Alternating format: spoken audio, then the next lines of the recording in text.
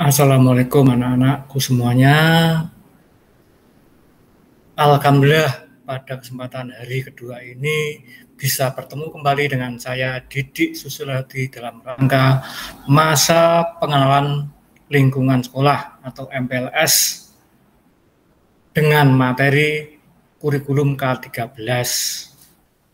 Alhamdulillah anak-anakku semuanya, pada hari kedua ini kita masih diberikan kesehatan, diberikan kesempatan untuk mengikuti kegiatan ini. Tak lupa saya juga mengucapkan syukur alhamdulillah kita juga masih terhindar dari penyakit COVID-19. Berikutnya pada hari ini saya akan menyampaikan materi kurikulum K13. Sebaiknya apa sih kurikulum itu?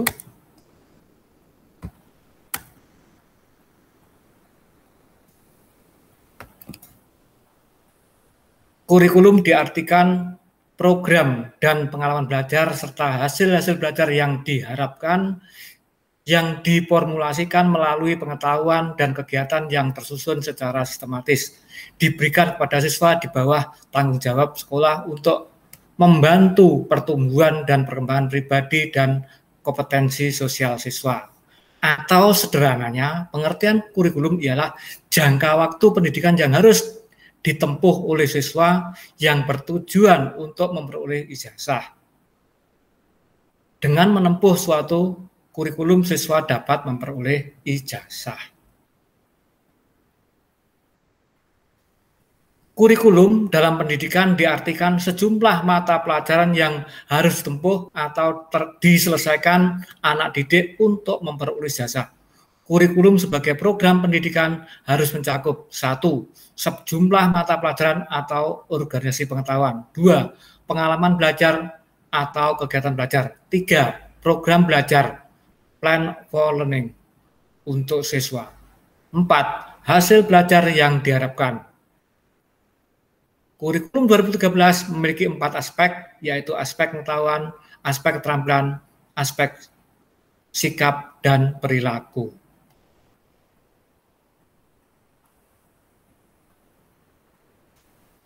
Baiklah, pada kurikulum K13 ada beberapa perubahan-perubahan di struktur khususnya. Kalau sebelumnya pada kurikulum K13 sebelum revisi, poin A namanya kelompok A, kelompok B, kelompok C. Tetapi setelah revisi menjadi A adalah muatan nasional, B adalah muatan kewilayahan, C adalah muatan peminatan kejuruan. Jadi ada perubahan istilah di sini. Untuk struktur kurikulum di Trunojoyo, karena yang diberlakukan ada 2 kompetensi, yaitu kompetensi akuntansi dan keuangan lembaga, yang kedua adalah bisnis daring dan pemasaran, tentunya memiliki kurikulum yang berbeda. Tetapi walaupun berbeda kompetensinya, tetapi ada beberapa mapel yang sama. Mapel yang sama adalah muatan nasional. Yang kedua, muatan kewilayahan. Untuk 2 mapel ini masih sama. Yang ketiga adalah materi pemerintahan kejuruan, khusus materi C1, bidang keahlian. Di sini, karena memiliki bidang keahlian sama antara akuntansi dan bisnis daring, maka bidang keahlian adalah sama. Sehingga dalam hal ini, materi C1, bidang keahlian adalah yang ditempuh 2 kompetensi adalah sama pula. Kemudian, yang C2 adalah materi program keahlian.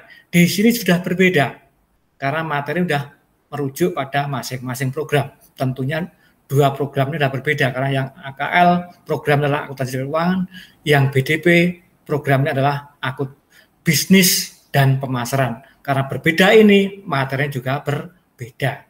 Sehingga di sini, untuk struktur kurikulum antara AKL dan BDP, yang berbeda adalah materi C2 dan C3. C2 adalah materi bidang keahlian dan C3 adalah kompetensi kejuruan. 2 mapel ini murni beda, yaitu C2 dan C3. Untuk C1, walaupun sama-sama di kejuruan dan kompetensi berbeda, karena bidangnya sama, untuk C1 tetap sama.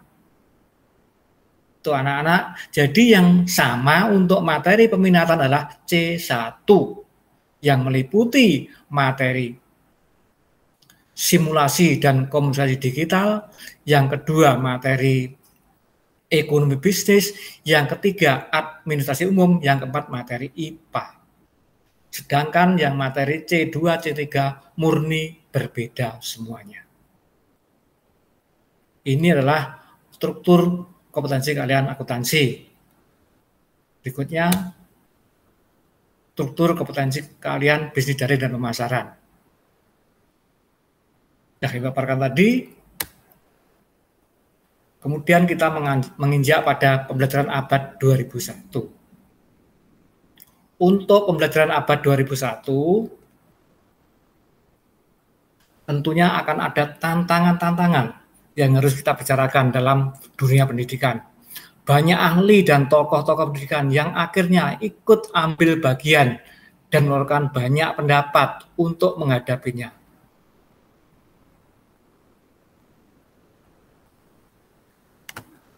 Egen dan Kurcok tahun 2012 di bukunya halaman 27-28 menegaskan bahwa untuk sekolah abad 21 atau abad digital untuk guru dan siswa berkaitan penerapan teknologi dalam pembelajaran. Jadi ada penggunaan teknologi digital. Jadi abad 21 selalu menggunakan teknologi. Sudah saatnya. Karena kita sudah tertinggal dari negara-negara tetangga kita, khususnya di ASEAN kita tertinggal jauh dari Singapura, dari Malaysia, dari Vietnam.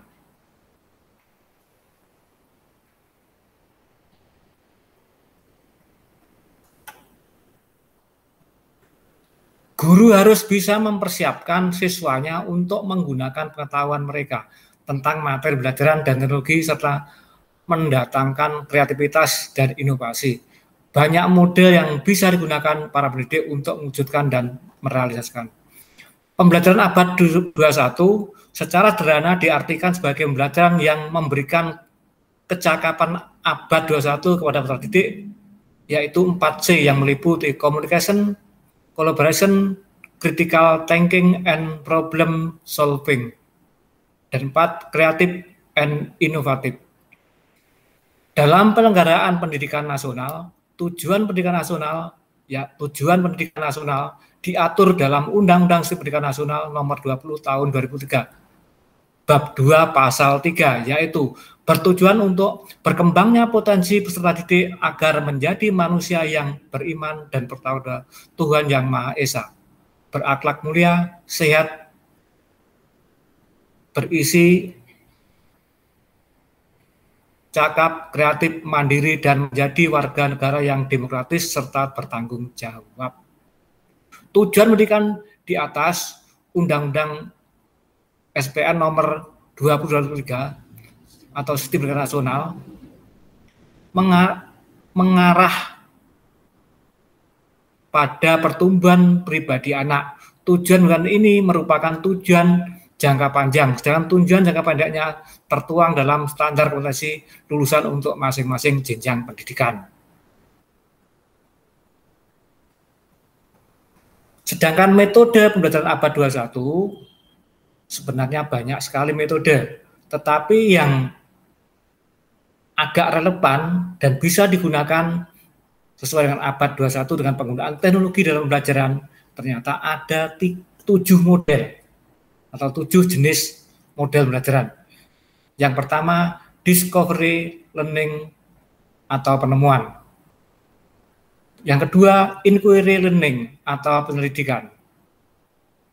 Yang ketiga, problem basic learning, berbasis masalah. Yang keempat, project basic learning, berbasis proyek.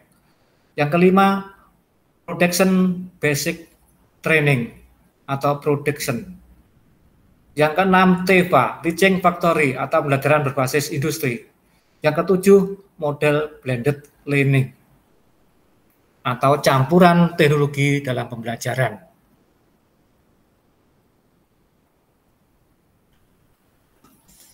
Kami di sini hanya menjelaskan salah satunya adalah model blended learning. Ini merupakan salah satu pembelajaran abad 21 di mana kegiatan pembelajaran yang menggabungkan kegiatan belajar tatap muka dengan kegiatan belajar online. Dari aspek teori belajar, pendekatan secara model pembelajaran untuk mencapai tujuan pembelajaran itu sendiri. Model blended learning merupakan pembelajaran yang memadukan kelebihan tatap muka dan kelebihan pembelajaran online. Model blended learning dapat menciptakan lingkungan belajar yang positif untuk terjadinya interaksi antara sesama peserta didik dan peserta didik dengan pendidiknya tanpa dibatasi ruang dan waktu.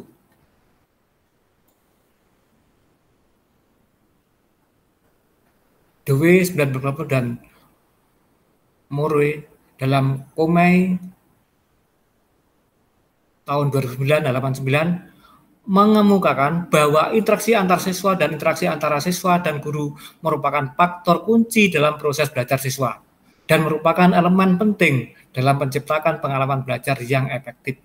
Menurut Mo and Comey 2090 ada tiga tipe interaksi, yaitu learner contact interaction, learner interaction, and learner interaction, serta learner interface interaction.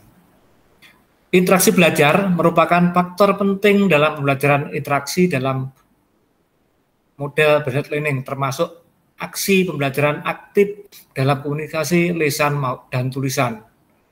Model blended learning ini juga mampu memberikan interaksi yang lebih baik dan dapat dalam banyak kesempatan, yaitu melalui kelas tatap muka dan kelas online. Interaksi pembelajaran dapat berlangsung lebih nyaman dan lebih komunikatif. Hal ini juga merupakan gambaran pentingnya interaksi sosial dan penggunaan bahasa lisan maupun tulisan dalam mendorong pembelajaran. Jadi intinya model blended ini adalah campuran dari belajar tatap muka dengan belajar online dan menggunakan salah satunya adalah media pembelajaran atau teknologi pembelajaran.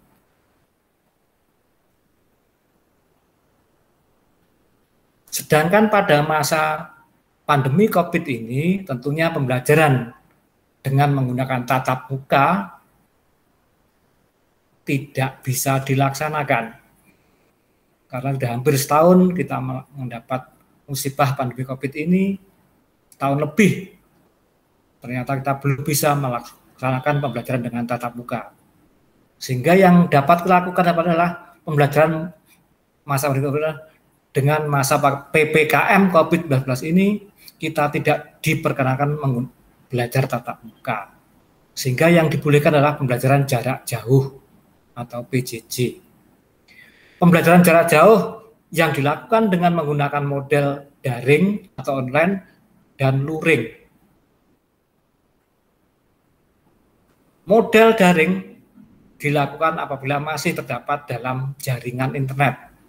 Sedangkan apabila tidak ada jaringan internet atau luar jaringan internet menggunakan model luring. Jadi daring itu dalam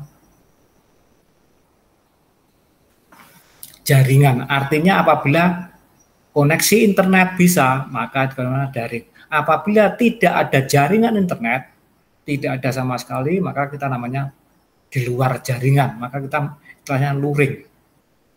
Model luring ini dilakukan dengan cara di awal pekan siswa mengambil tugas di sekolah dan di akhir pekan siswa mengumpulkan tugasnya ke sekolah. Jadi masih menggunakan penugasan ke sekolah, tetapi tidak boleh tatap muka. Itu perbedaan antara daring dan luring. Saya kira itu anak-anak semuanya yang dapat kami sampaikan untuk materi kurikulum kali ini, dan untuk selanjutnya kalau apabila kurang jelas ini bisa lanjutkan atau ditanyakan di sekolah atau menjapri kami di nomor kami 081 135 1237. Saya ulang 081 135 1237. Dapat berkomunikasi lewat nomor itu baik melalui WA atau telepon. Saya kira itu yang dapat kami sampaikan. Kurang lebihnya mohon maaf. Bila topik wal hidayah. Wassalamualaikum warahmatullahi wabarakatuh. Terima kasih.